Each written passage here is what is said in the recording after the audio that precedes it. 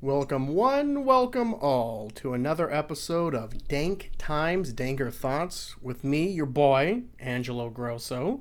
And on this episode, we're going to cover a myriad of topics like we normally do. However, this one is going to be music heavy, considering I have not yet done my 2021 top albums of the year. I did it last year, and really I've posted on social media for years going back of my best albums or my favorite albums of the year. And considering I work in music, I should have the inside track on all that. But I gotta be honest here. 2021, I did not listen to as much music as I have normally done in my life. In fact, I've listened to more podcasts this year than ever before. So I did miss some big releases this year. So the caveat is, when I talk about my top albums of 2021, I did not listen to the new Adele, the new Lana Del Rey, the new Tyler the Creator, and there was another big one that I missed out on. It doesn't fucking matter. I'm sure I'd remember by now.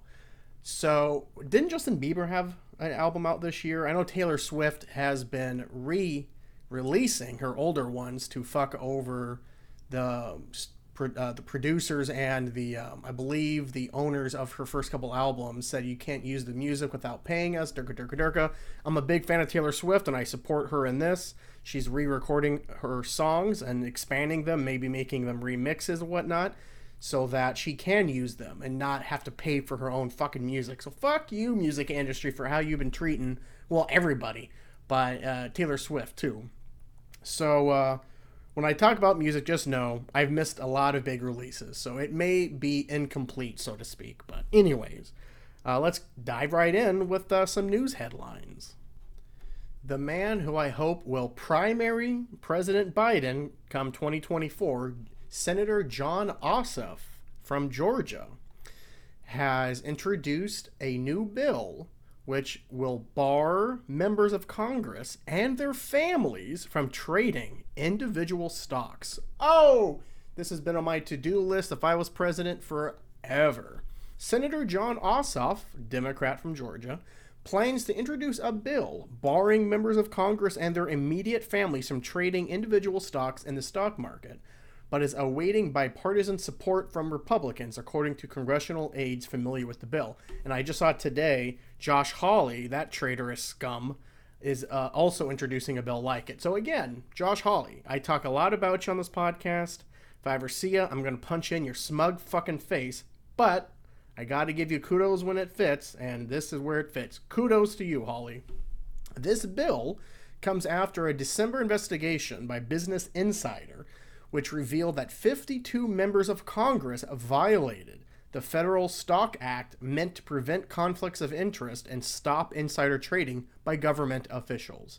It also comes at the heels of the Monday's resignation of Richard Clarida, the second highest official in the Federal Reserve, over questionable trading activity early in the pandemic. That sounds sketch as a motherfucker. House Speaker Nancy Pelosi has spoken out against barring individual stock trades by members of Congress in the Senate, and reports by Business Insider show that Pelosi's husband had holdings in various tech companies that spent millions lobbying the government, including corporations like Tesla, Disney, Alphabet, formerly Google, and Meta, formerly Facebook. We are a free market economy. They should be able to participate in that, Pelosi said in a press conference on December 15th. Ossoff had previously expressed support for a ban in an October interview with Bloomberg, and has himself placed his stock portfolio in a blind trust as of June 2021. Politicians like Representative Alexandria Ocasio-Cortez, and Senator Elizabeth Warren, have expressed support for the ban. There is no reason members of Congress should hold and trade individual stock when we write the major policies and have access to sensitive information. There are many ways members can invest without creating actual or appeared conflict of interest, like a thrift savings plan or an index fund, Ocasio-Cortez tweeted on December 17th. legislators in Congress have repeatedly introduced bills to ban members of Congress from trading individual stocks. In January 2021, Representative Abigail Spangenberger, a Democrat from Virginia, and a Republican Rep. Chip Roy, a Republican from Texas, reintroduced legislation in the House to require all members of Congress, as well as their spouses and children, to put investment assets into a qualified blind trust with the goal of preventing insider trading. Another bill, the Ban Conflicted Trading Act, was introduced in the House in March of last year, but only prevented trades for members of Congress and senior staffers, not their family members. I'm obviously all for this. I do think it's highly controversial at the least, and obviously it's corrupt as hell for members of Congress that, like AOC said, they write the laws, they write the policies, they have insider information, and they should be able to participate in a free market like everybody else. Well, guess what, bitch Pelosi? I don't have access to that information. Now, I personally have some money in the stock market and whatnot, and so I don't hear what's going to happen from insider trading, what's going to happen before it happens, but yet these politicians do, and that's where they make their fucking millions and millions and millions of dollars. So I hope this goes through. Like I said earlier, I'm a big fan of Jon Ossoff. I hope he primaries Biden. There's a lot of talk about we really do need to primary him. I mean, his approval rating is in the mid-30s at this point, last I checked. And Kamala Harris is even worse. And I don't think, what's his name, Buttigieg or Klobuchar or anybody else that's a moderate, let's basically buddies with the Biden administration, they don't have a high support either across the country. Bernie Sanders, I know I'm a broken record here, but still has the highest approval rating out of any senator in the country. And as much as I would like to see a Bernie versus Biden 2024, I just don't know if I could watch multiple interviews or debates with two mid-70s white men who have been in the government combined over 100 years. So Jon Ossoff, he looks like white Obama to me. He's young and kind of coming out of nowhere, and he's got a lot of the young vote. He's running on anti-corruption. He tends to kind of walk the fine line between progressive and moderate, which is fine by me. It's better than what we have now. I also would throw in Katie Porter's name and Nina Turner and, what's her name? Not Stacey Abrams, although I would like to see her with a little bit higher of a spotlight on her. Marianne Williamson has been making the rounds, and you may think she's a kook because she talks about love and empathy. God forbid we have love and empathy in our politics. But she's been making the rounds, and I've listened to a few of her interviews, and I agree with her 9 out of 10 topics. And the ones that I disagree with her on, I'm willing to meet her halfway. So, fuck yeah. If you want to go against the status quo that's in the government right now, the Biden administration, I think you have plenty of outsiders that are willing to do career suicide to prove a point. Because that's really what it is. It has never worked in the history of the United States that when you have someone going up against a sitting president in their first term, the president always wins. But these are not like normal times. And with Biden having such a bad approval rating and the way that Manchin and Sinema and the Republicans are just dragging their fucking feet with everything he wants to do on his agenda. And let's face it, Biden doesn't really have the energy or the strength or the charisma to fight back. You kind of need some fresh blood, but it is career suicide. You know, if a Marianne Williamson goes against Biden, odds are she's not going to sway the election her way, but she may be able to wake up those corporate Democrat moderates to be like, oh shit, maybe we should listen to the working class people. Bernie Sanders had a hell of an interview, and I wish I could remember what news source it was. It was one of the big three. It was either CNN, MSNBC, or Fox News, where he was asked blatantly, how would you view the Biden administration? He did not pull any punches, and I wish I could find the fucking interview and I'd play it for you, but the fact remains, I think there's a lot of people in this country that would welcome a primary challenger to a sitting president like Biden. And in fact, Biden would probably like it too. He can see the writing on the wall. He is not a progressive-minded president. He is not going to legalize marijuana. He is not going to cancel student loan debt. He is not going to raise the minimum wage. He is not going to fight hard to get climate change initiatives passed. He's just not. That's not his MO. And don't even get me started on his stance on healthcare in this country. It's just not going to happen. I respect President Biden in a lot of ways, but where I see the direction of this country going, I don't have a lot of faith that he's the right one to correct it. And God only knows there is nobody on the Republican ticket that I would trust. I would still vote for Biden over any and all Republicans, but that is not saying much, people. The lesser of two evils ideology that we have in this country, well, it's either a cat shit sandwich or a dog shit sandwich. Either way, we're eating shit sandwiches, so I guess I like cats more than dogs, so I guess I'll vote for them. I mean, that is an awful way to choose a president, but it's not like the president does anything important or anything. Ugh. Good God.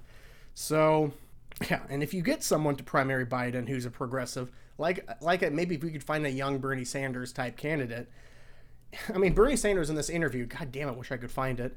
He basically was asked, you go to West Virginia, you talk to Republican voters that may never vote for you, but yet you talk to them like they are your supporters and that they are going to vote for you. Why is that? Why is it that Democrats have lost the working class people, specifically in the South and in the middle of the country? It's because they've taken them for granted, Bernie said, to summarize his argument there, his answer, is that they just assumed, well, hey, these people aren't dumb. I don't have to talk to these people, like Hillary never going to Wisconsin, and look what happened there. So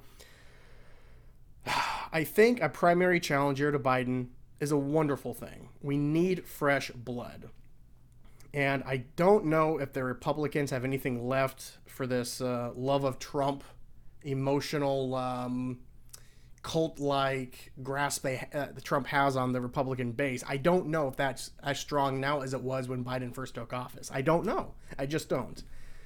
I would like there to be multiple challenges to Biden. I'd like to see a wide swath of ideologies on the Republican side, but if the Republicans just offer me a Mitt Romney type candidate or a DeSantis Cruz candidate, I mean, good God. And if CNN and MSNBC don't get off their fucking asses and they start covering these Republicans like they did Trump, they are going to be giving the next presidential election to the Republicans, no matter who is running, because those dumb fuck yellow sensationalist journalism that is CNN, that is MSNBC, and that for the most part that isn't the major newspapers and magazines in this country. When you cover a candidate with such hate and rancor, you're going to get a whole bevy of people that are going to vote for that party just to piss off the quote-unquote elite class, because I'm sorry, when I hear the Obamas, the Clintons talk, Biden talk, I hear all these moderates on their Democrats talk, they do sound elitist, smug, like their shit don't stink motherfuckers. They really do.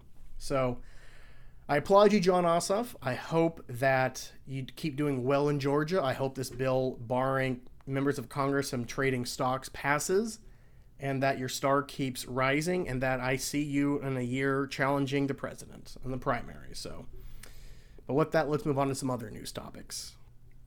All right, we're going to go lightning round here with the news, but really it's just going to be the bitches of the week. I've gotten some complaints with my cunts of the week because people in this country still are soft and spineless and weak when it comes to the name cunt. So I will rephrase it to the bitch of the week, and there is a few of them. I'm going to be covering Patton Oswalt, the comedian actor, the so-called journalistic mag Newsweek, and everyone's favorite presidential candidate that won't disappear, Hillary Clinton, and a surprise appearance by one Michelle Obama. But let's start things off with Patton Oswalt. So earlier in the week, he posted on social media a photo of him with his arm around Dave Chappelle, and who had his arm around Patton. They were smiling, and if you really dive deep, those two have been friends for over 15 years, I believe I read, because they are both stand-up comedians. Both were making their starts roughly around the same time. And yeah, they were both friends because of their occupation. And comedians tend to like hanging around one another. And Patton Oswalt wrote a little snippet about how much he loves and respects Dave Chappelle, Durka. A day later, he posted a very cringy, spineless, just disgusting follow-up post with him sitting in a mirror, like super reflective and writing on a notepad. Like, how alternative and indie and really pussy do you have to be, Patton? Where he said, I apologize for that. I had no idea what I was doing. I don't agree with some of what Dave Chappelle has said, and really just follow the whole cancel culture bullshit, nonsense rhetoric. And it's disgusting because I, for one, highly respect and like Patton Oswalt. I have followed his comedic career since I first got into stand-up comedy. And I have a lot of his albums downloaded, and I've watched most of his movies. I'm a huge fan of Ratatouille, who isn't? And I'm a huge fan of his co-starring on television shows. I didn't watch that show he did with, who's the guy that did Paul Blart and Mall Cop or whatever. You know, that show. He was on King of Queens. I never watched that, but the fact remains, I'm a fan of Patton Oswalt, but good God, shit like that is the reason why Democrats, liberals, progressives are just getting their asses kicked in this world. Just post a picture with your friend and leave it. Who gives a fuck about the 15 trans activists on social media that are probably Russian bot accounts? Nobody gives a fuck. If I posted a picture with a friend and that friend posted something a couple of years ago that was insensitive, I'm not going to do a follow-up post. In the light of circumstances, I didn't know what I was doing. I didn't do a full on-depth Sherlock Holmes level of research into my friend's past. And just go fuck yourself. So, Patton Oswalt headlining the bitch of the week. It's ridiculous. Whether you like or don't like Dave Chappelle, you can't really argue that he's not one of the premier, if not the premier, stand-up comedian in this country, let alone the world, really since the past 10 to 15 years. And I would argue since I would say the late 90s, early 2000s, he has been on the Mount Rushmore of stand-up comedy, along with Louis C.K. and Bill Burr, and I'm sure there's others that I'm forgetting, but who gives a fuck? And if you still think Dave Chappelle is transphobic, I don't know. You need to go to the doctor. You need to go to a psychiatrist or something. Something is not right in your head.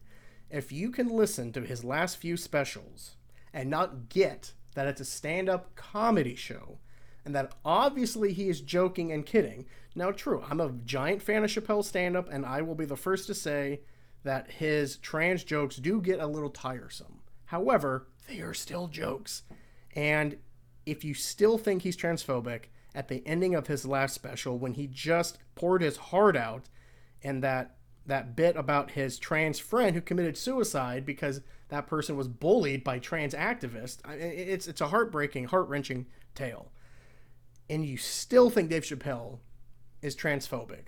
I don't have to tell you, man. You need to take a bath with a radiator because you are what's wrong with this country. You're holding us back. Same thing with people who are outraged that Louis C.K. dares release a stand-up special. I paid for that stand-up special. Louis C.K. has still got it. He never didn't have it.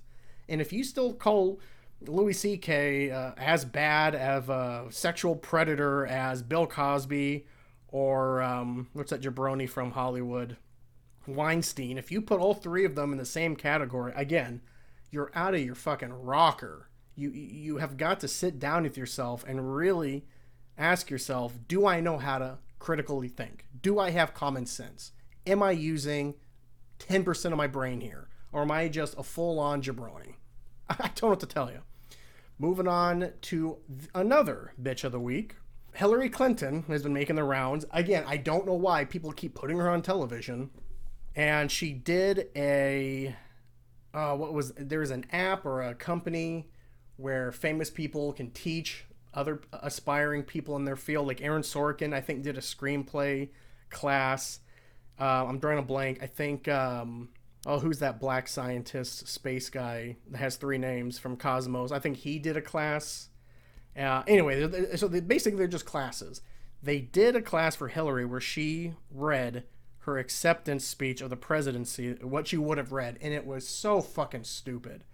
We can't keep blaming ourselves and Trump for Hillary losing the election. Hillary lost the election because Hillary lost the election. Done and done. Why do we give a fuck about what she has to say at all anymore? Be done with it. And the fact that people, like legitimate journalists from legitimate sources, are talking about a unity ticket in 2024 that involves Hillary Clinton running with Liz Cheney and how that would be a good thing for America is completely missing the point of how we got to where we are over the past 20 years. You cannot force feed people this garbage. You cannot force people to like a candidate because, well, she's a woman, so you're sexist if you don't vote for her. Or she's a black woman. Are you sexist and racist if you don't vote for her? People hate that bullshit. So the Clintons and the Bushes and the Cheneys and all of these political royalty families that we have in this country just need to shut the fuck up and let the new people talk. Because when you have these old family dynasties, these royals, the equivalent of American royal families, dictating to us and really telling other moderates and other corporatists what they should and really what they have to do, they're speaking to voters who are going to vote for them no matter what. I know plenty of people in my little circle of friends and family that will always vote Republican or always vote Democrat no matter what, no matter who's running, just because it has a D or an R next to their name. Those people are called fanokes, and we don't need more of them. My only hope is that the boomers who primarily listen and follow this nonsense will slowly die off. Or that we have a young up-and-coming candidate, maybe it's somebody like a John Ossoff, to say, you know what, we appreciate you seniors and boomers, but the cap to voting is now 75. Once you're over 75, you cannot vote anymore. Because I'm sorry, old people, you're best served talking to us young folk about the good old days. Because when we hear you talk, every now and then, sexism, racism, misogyny, whatever, rhetoric is going to come out of your mouths, and we can say, well, I get what they're trying to say. They're saying it poorly. Or they say those things and you think, wow, how did this person make it so far in life? These people should be used as tools, not weapons. You get what I'm saying? They are best serving the community by talking and us listening to them. But we shouldn't let them vote like they do, because they are steering this country off a fucking cliff for the majority of them. I have also been criticized on this podcast for saying I'm an ageist, which I guess if on a laundry list of things that have the word "ist" at the end of it, racist, sexist, homophobic, I guess. You know what I'm saying. Ageist is the least troublesome of them all. So old people will listen to you, but that's it. That is it. We are footing the bill by paying for you to stay in old folks' homes. We are footing the bill for your medication and for you to get around. And I mean, not to mention these current generation of old people, the boomers, are the fattest, laziest, loudest, racist, sexist people that are currently living right now.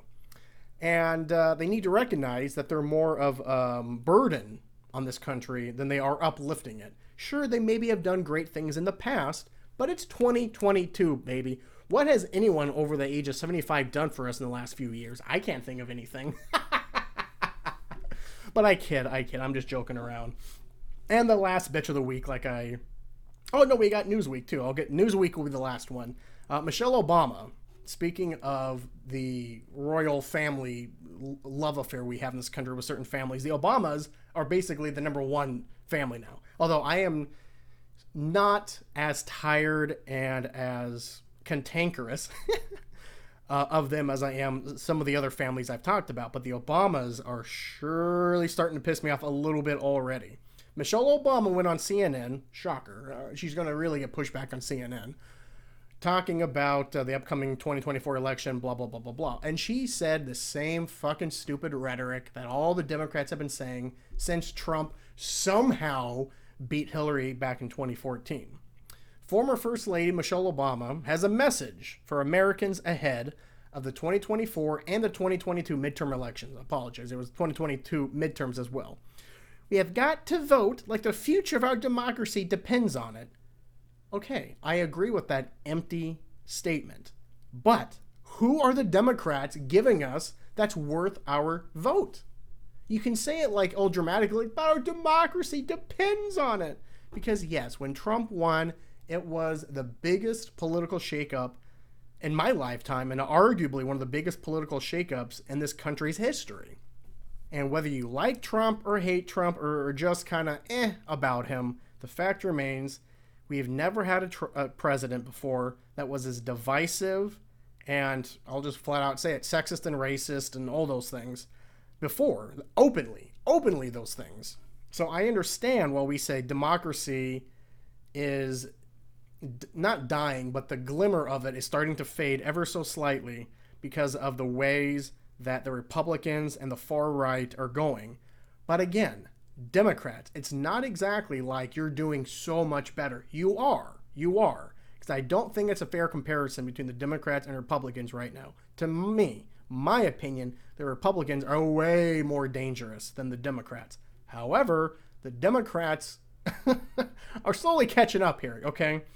And I just can't understand why they think this bullshit rhetoric, we've got to vote like the future of our democracy depends on it, is going to be any different than it was in 2020 when it was the same bullshit getting spewed about Biden, and anyone under the age of 40 was like, well, wait a minute, Joe Biden's the great savior?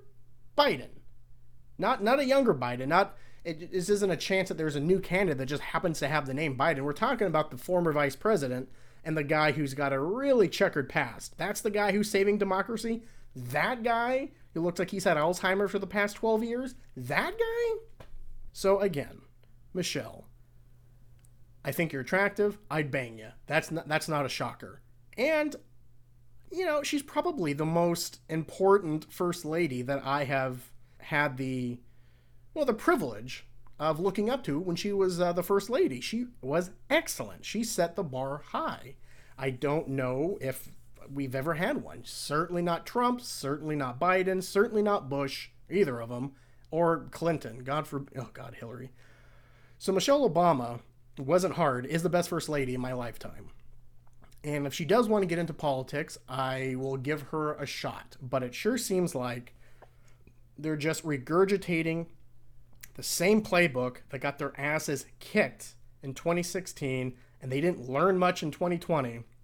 So that's why she's on the bitch of the week. But the number one bitch of the week is Newsweek for taking something that Jon Stewart said about J.K. Rowling and the Harry Potter books, when he said, as a joke, if you listen to his podcast, and he was talking about the Harry Potter books, that some of the gremlins or the goblins in the bank Gringotts, where there were some slight Jewish tropes there.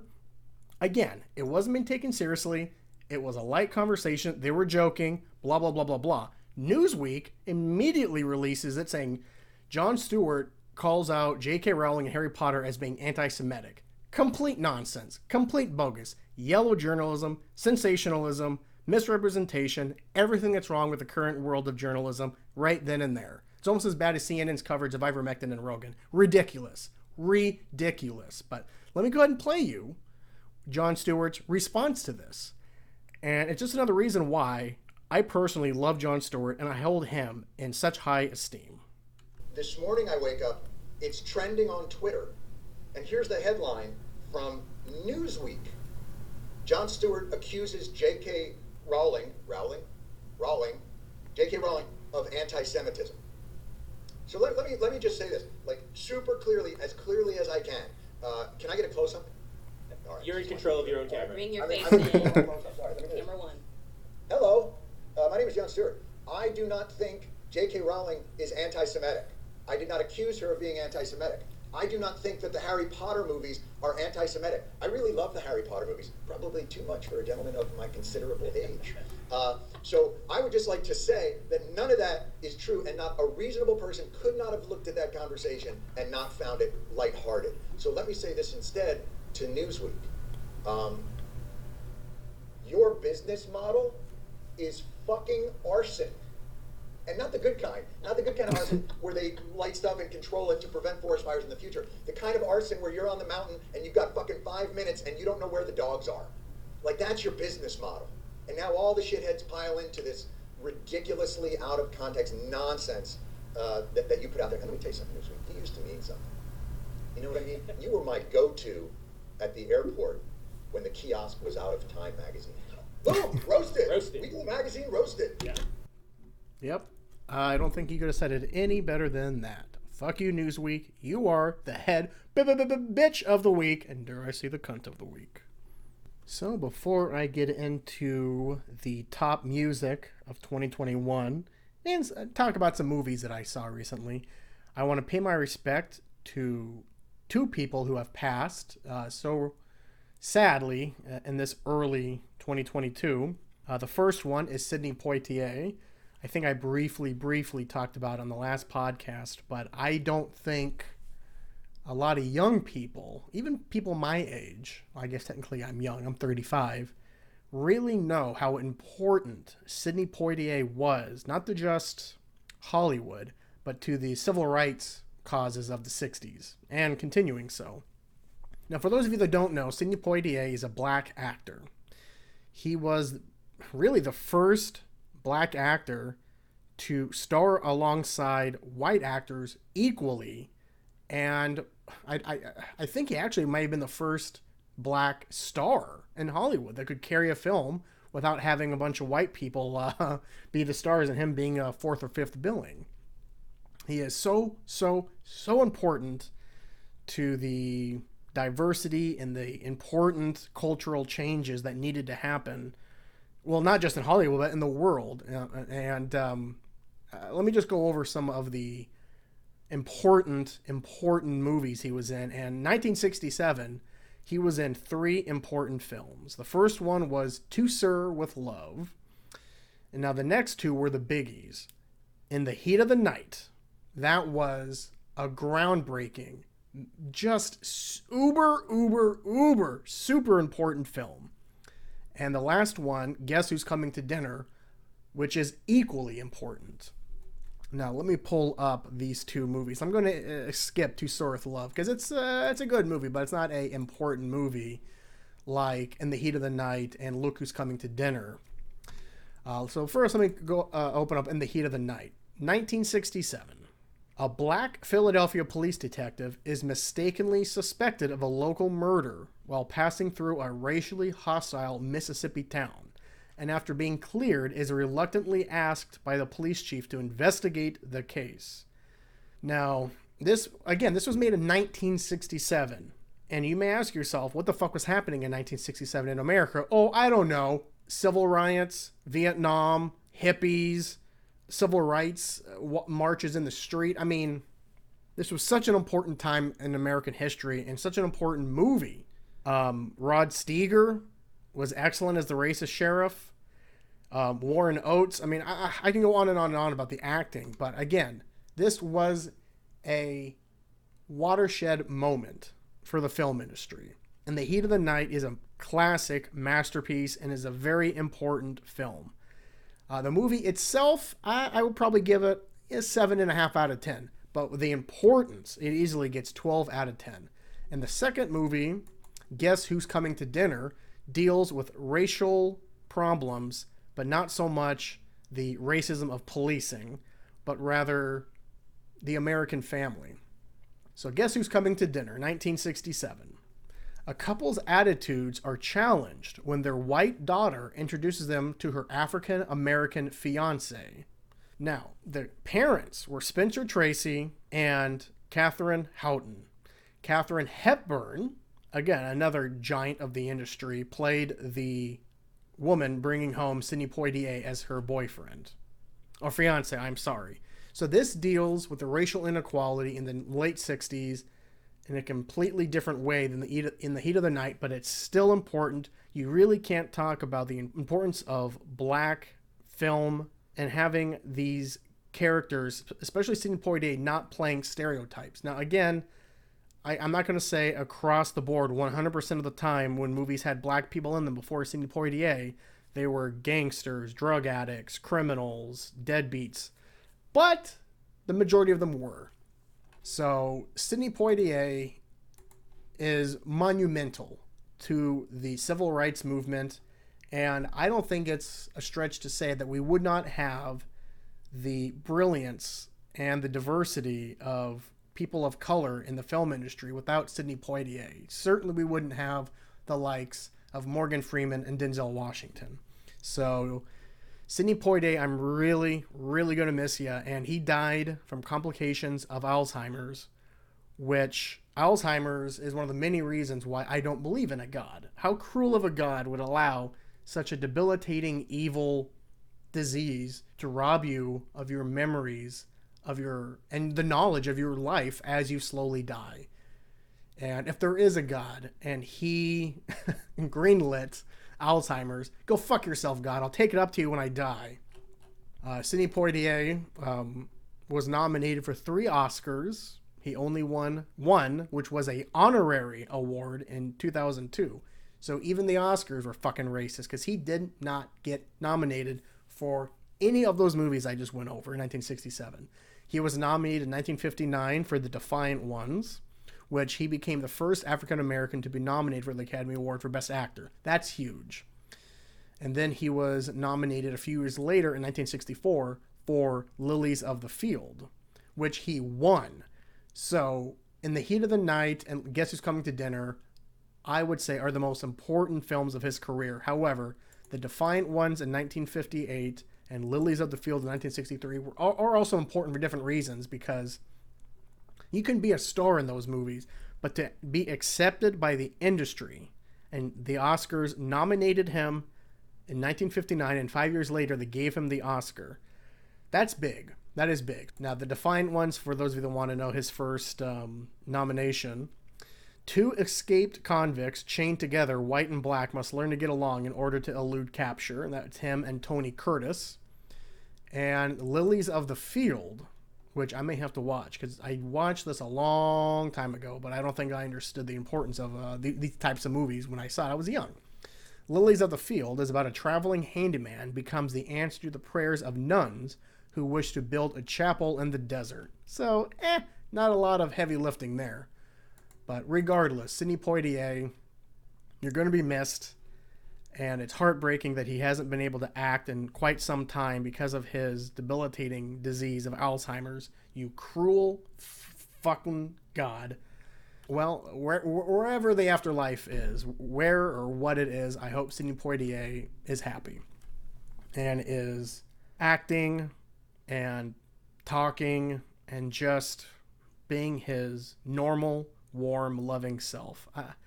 If you want to see Sidney Poitier give some amazing speeches and talks, just look online when he was being interviewed in the late 60s, or any of the time in the 60s, about the current world for blacks in America. But anyway, moving on to another person who died, and this hit me even harder than Sidney Poitier's death, which is Bob Saget. And I'm going to get tearful. I'm already thinking about Bob Saget, because some people only think of him from Full House or America's Funniest Home Videos, or they may think of him as a very raunchy comedian and not really recognize what else that he did. But since I've been following stand-up comedy, which has been at least 20 years of my life, Bob Saget was always held in high esteem by most comedians, not because he's funny, but because of how much, well, it helps that he's funny, but also someone as legendary and as wealthy as Bob Saget is. He was always the first one to congratulate someone. He was the first person to shout out his opener, which may be making his or her first appearance, and to get any accolades from someone like a Bob Saget when you're starting out is huge. And just his humor was both the raunchiest, most disgustingest humor, but then he could, in the same breath, be the Danny Tanner of the Full House. So he was both those characters. You know, he was America's father of the 90s and Full House and America's Home Videos, but he also was one of the, I don't know if he was one of the best, but he was so good at stand-up comedy.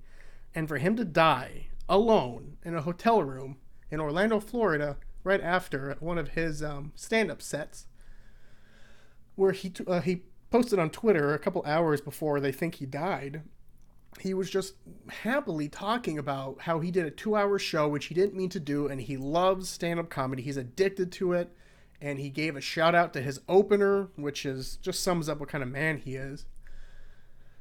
It's not fair. It's just not fair. And if you want to listen to some good eulogies about Bob Saget, I mean, there's tons of them out there lately. Jimmy Kimmel gave a very good one. Rich Eisen gave a brilliant one. Jeff Ross, the roast master, did a really good one. And Bill Burr did a really good one as well.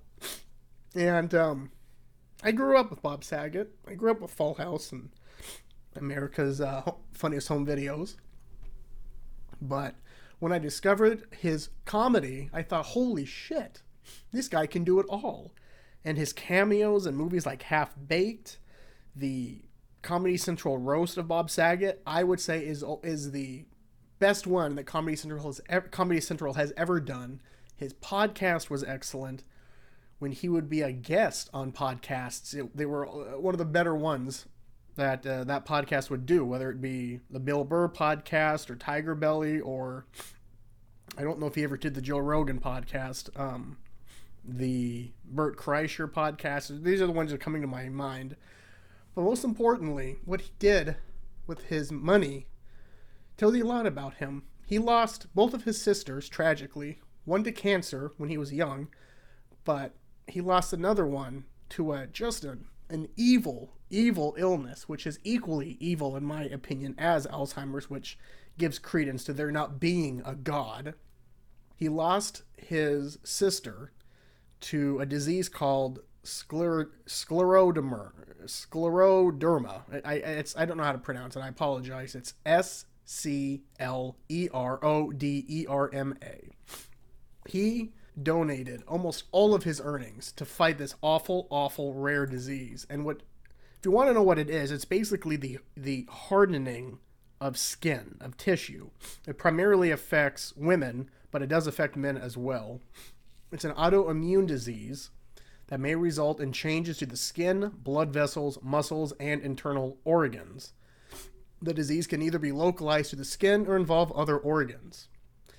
Symptoms may include thickening of skin, stiffness, feeling tired, and poor blood flow to the fingers or toes with cold exposure. And you can die from this, obviously, because it affects your blood vessels and it affects your organs. And, excuse me, it's just... He could have distanced himself from this. He could have just said, well, I'll keep it in the family, but he would always talk about it, and he donated so much to the foundation, the Scleroderma Research Foundation. I'm going to make a donation to it in his honor, because that's what I think he would like. Oh, Jesus Christ. I'm going to have to pause this podcast, because I am just blubbering like a bitch here, but Sidney Poitier and Bob Saget, I mean... Good God, and just following Betty White on New Year's Eve, it's just a gut punch after gut punch after nut punch. It's disgusting, because there's so many people in this world that I would argue deserve death. I mean, I got a list of thousands. But when just beautiful people like a Betty White and a Sidney Poitier and Bob Saget die, it just isn't fair. It just isn't fair. Now, Betty White was damn near 200 years old, so that makes sense. And Sidney Poitier had Alzheimer's, but Bob Saget, I mean, he did an interview on his podcast with BJ Novak from The Office not 2 or 3 days before he died. And just as a freak accident, just a freaky thing. And if anyone deserved to be surrounded by his family and his daughters, it was Bob Saget. But instead, he died alone in a hotel room like a hardcore stand-up comedian. And that's how most comedians do want to go. You know, they're a dark bunch. They do want to go on working, you know, but god damn it. Just cruel. But anyway, enough about sadness here. Let's move on to some movies and music, and we can wrap this shit show up. So I finally watched Licorice Pizza. I know I talked about it a lot. Finally went to go see it. I saw it with Kiwi at South Center, or whatever it's called these days. And it lived up to everything I wanted it to be. It was probably the second best movie I saw this year. The first is still Belfast, although now that I think about it, I may have to rewatch Belfast to see if it's as good as I remember it. But anyway, Licorice Pizza, I would give it a 8 out of 10. The acting was superb, including all of the one-off cameos. And the chick from Haim was so good in it, you know, and I had some reservations because she's never acted before. She's a musician, and that would be a spoiler. I won't say what I was going to say. And Philip Seymour Hoffman's kid was also good. In fact, he was excellent. And I had reservations about him as well. I couldn't help but go into this movie and think, did this kid get this role purely because he's Philip Seymour Hoffman's son? Is he an actually good actor, or was he just, born with a silver spoon in his mouth, so to speak, and was given this role? If that was the case, then some poor actor out there that deserved it isn't getting it because of a famous father. But about 20 minutes into the movie, those reservations were gone. I forget his name, of course, but the kid was excellent in it. And it's just a coming-of-age movie, but at least it's not done in a way that I've seen before, and I have seen a lot of coming-of-age movies. It's a little bit like, what was that Steve Buscemi movie? Was it Ghost Town or Ghost something? Ghost World. But it's not quite that. It has elements of Ghost World in it, but basically you have a 25-year-old getting a friendship with a 15-year-old, and suddenly you're thinking, well, is this a bit pedophile-y? No. She's 25, and the first half hour of the movie, she's telling this kid, look, we can hang out, we're friends and whatnot, and the reason, I can't go into why they're friends. You have to watch the movie. But she's open about, like, this is not what you think it is, but of course the 15-year-old is just infatuated with her. He's in love with her, because what 15-year-old wouldn't be in love with a 25-year-old that's showing them any kind of attention that's even mediocrely attractive, which she is super fine in this movie. So I've heard some pushback from mostly young fucking idiot people that haven't had their brains developed yet, which, by the way, if you're going to criticize anything, I'll listen to you. But if you're under the age of 25 or 26 and you're criticizing something, I will listen to you, but I'm probably not going to take it with a kernel of truth. You know what I'm saying? Like, I need your brain to be developed before I start listening to you as like you're telling me something that's factual. I need someone to live a little bit, to fuck up a little bit, have a few abortions, have a few DUIs, have a few businesses fail, stick their privates in places they shouldn't have stuck them before. I mean, I need people to live and have regret before they start telling me how I'm supposed to live my life. So when I see these, 20-year-olds, 19, 16-year-olds talking shit about Licorice Pizza because, it's immoral, it's pedophile, Hollywood is a like, okay, simmer down. There is not one scene of them fucking. There is not one scene of them kissing. There is nothing like that. Is it a bit weird that a 25-year-old is hanging out with 15-year-olds? Of course. But guess what, fuckface? That's part of the movie. They talk about it. That's one of the main characteristics of the movie. So it'd be one thing if they never called it out, if they just trusted the audience to accept it. That's one thing. But they basically break the fourth wall and look at us and say, hey, we know what we're doing here, but there's a point to us. Have patience, you dumb fuck Americans. And this movie also takes place in the 70s when that shit was not that big of a deal at all. But anyway, I digress. Licorice Pizza is an excellent movie. If you're like me and you want to try to watch as many of the award show movies as you can. Critically acclaimed also. Definitely would put Licorice Pizza number 2 this year, just behind number 1's Belfast. The other movie I saw just last night was Marvel's Eternals. I did not see it in the movie theaters because of, maybe you heard of COVID-19. And I'll be honest, it didn't look that good to me. I liked what they were attempting to do, bringing in like 10 characters out of nowhere and being like, these aren't just superheroes, they're goddamn gods. And by the way, they also invented the planets and Earth and the Milky Way and everything. So it's like, okay, you're biting off a lot more than you could probably chew, Marvel. But you have a decent track record, so I'll follow you. And it's 2 hours and 40 minutes long. And I gotta tell you, it's one of the most beautiful Marvel movies I have ever seen. In fact, it may be the most beautiful in terms of the cinematography. The CGI was spotless. And the set design, the costumes, again, all the technical stuff of this movie was top notch. In fact, I would say it's worth watching Eternals just for the scenery and the CGI and the cinematography. Now, taking that all away and what the actual movie's about, pretty bad. But again, they were trying to tell basically 3 movies in one is how I saw it. And that'd be difficult for any studio to do, let alone Marvel. And I will still say it was pretty entertaining. I would give it maybe a 6 out of 10. But, the acting is bad. The dialogue is bad, except for some minor good points. Just the flow of the movie's bad. And some of the scenes they decided to show were bad. I mean, I could go on and on and on. But however, I will say this. If you have seen the majority of the Marvel movies and you enjoy them and you haven't seen Eternals, give it a watch. If you're like me and you saw the trailer and thought, this looks pretty bad, I would still say watch it, just for the cinematography. Because it's definitely worth it. I cannot talk enough about the beauty of this movie.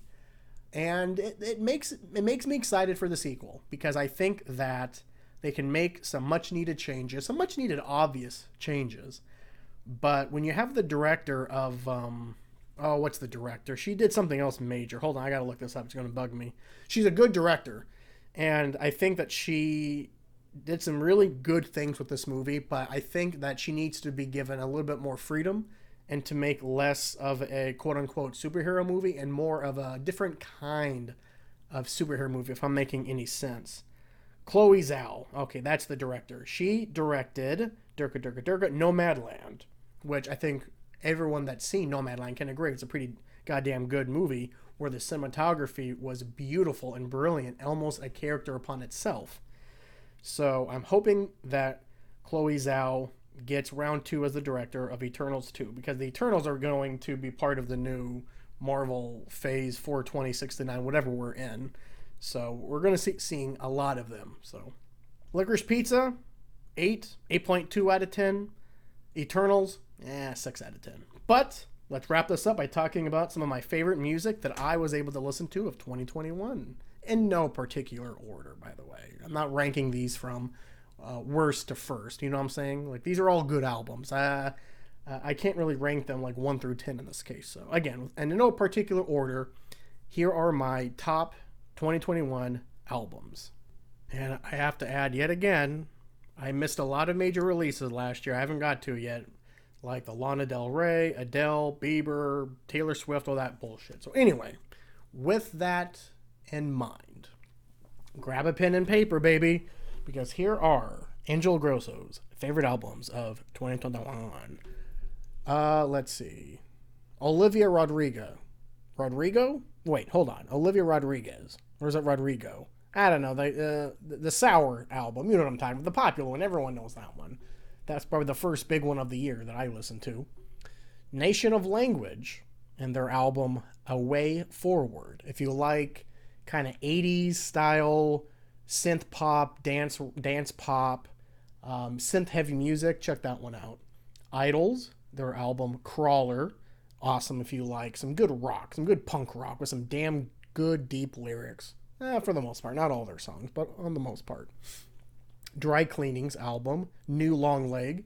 a little bit of pop rock and regular rock, but still really good. Parquet Courts album Sympathy for Life, pretty damn good. A little out there. Not all of the tracks are good. In fact, I would say the majority of them are kind of bleh. But the songs that are bangers, ooh, you better believe they're bangers. Little Simz, that's S-I-M-Z, her album, Sometimes I Might Be a Introvert. That's probably my number 2 favorite album, maybe number 3 favorite album of the year, if I had to rank these, because she made an album kind of reminiscent of early Janelle Monáe albums, but just enough different to make it stand out. And so if you like a little bit of alternative R&B, kind of psychedelic R&B with enough hip-hop and pop sprinkled into it, check out that one. We got Roosevelt, their album Polydans, P-O-L-Y-D-A-N-S. I don't know what that word means, Polydans. Roosevelt's a pretty fun band. They are kind of alternative indie rock with a lot of synthesizer usage, and they're kind of banking on that 80s synth pop, a little bit like the Nation of Language, although I would say Nation of Language is better at it in, overall, although Roosevelt is, nothing to waggle a finger at. War on Drugs and their album I Don't Live Here Anymore. I would probably say that's the best album of 2021, only because I am a giant fan of War on Drugs. I like all of their albums, even the mediocre ones. I still hold in high esteem. Probably, I'm in that cult, baby. I drink that Kool-Aid. What do you want from me? Nas, his King's Disease album was good. I don't think there is a better hip-hop lyricist than Nas, and I don't think there ever will be. The Low album, Hey What? Low is a difficult band to describe. It's definitely alternative, experimental, but they just do something with the tone with their music that's just so good. So I will say this is a pretty out there album, and it's probably the least commercially viable album of the ones I'm going to talk about.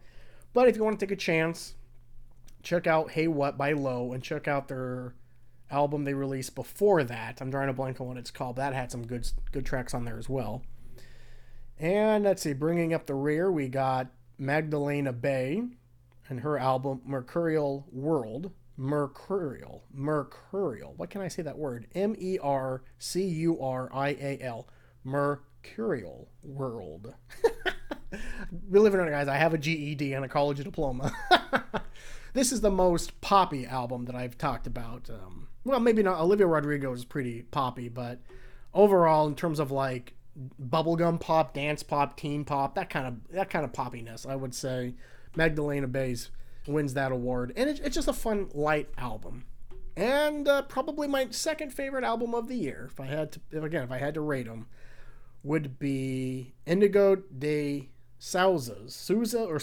Indigo de Souza. Well, shit, I don't know what that, if that last name is S-A-U-Z-A or S-O-U-Z-A. Whatever. The album is Any Shape You Take. That is just a fun alternative rock album. And I tend to be an alternative indie fan more so than I am pop or hip-hop or anything else. So that's why that one, and the number 1 is War on Drugs. That's also alternative indie folky. So Americana a little bit too on War on Drugs. So, well, I think we can wrap up now. I'm sure I pissed off everyone that listens to music and saying, how come you didn't listen? Because I didn't listen to Tyler, the Creator's album, okay? Oh, and before I wrap up, I have failed to give you my NFL playoff picks. The upcoming weekend is the first weekend of the NFL playoffs, so here are the teams that I'm taking in the wild card round. Let's see. Bengals and the Raiders, I'm taking the Bengals. Bills and Patriots, I'm taking the Bills. Chiefs and Steelers, I'm taking the Chiefs. Bucks and Eagles, I'm taking the Bucks. Cowboys and the 49ers. This is a hard one, but I'm picking the Cowboys, and I hate picking the Cowboys, but gotta follow my heart on this. And last game, the Rams and the Cardinals. That's the most difficult one. Both of those teams are struggling right now, but if I had to choose, I'll choose Arizona, only because Arizona Cardinals are a better team on the road, which, by the way, I'm taking all home teams besides the Cardinals. They are the road team against the Rams.